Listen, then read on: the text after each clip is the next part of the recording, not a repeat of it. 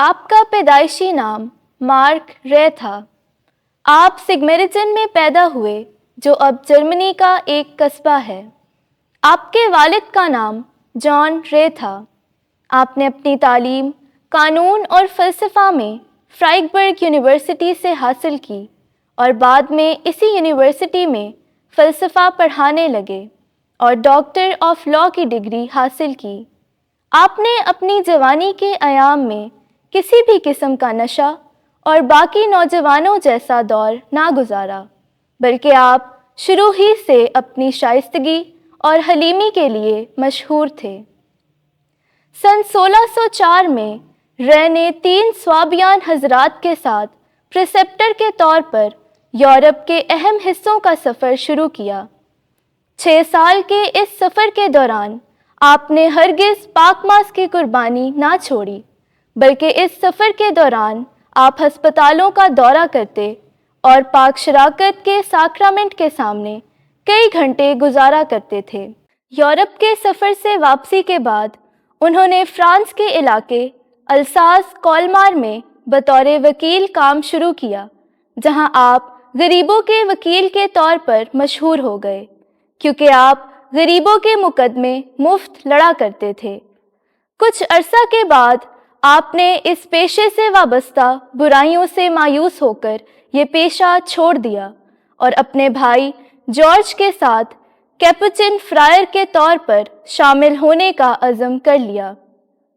کیپوچن order میں داخل ہونے پر سرپرست نے آپ کا نام فیڈیلس رکھا، جس کا مطلب وفادار ہے، جو مکاشفہ کی کتاب میں سے جان دینے تک وفادار رہنے کی طرف اشارہ کرتا ہے۔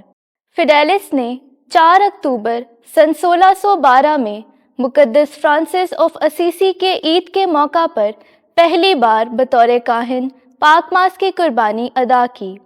بطور کاہن آپ کی تعلیمات مکمل ہونے پر آپ کو اعتراف سننے اور کلام سنانے کا حکم ملا۔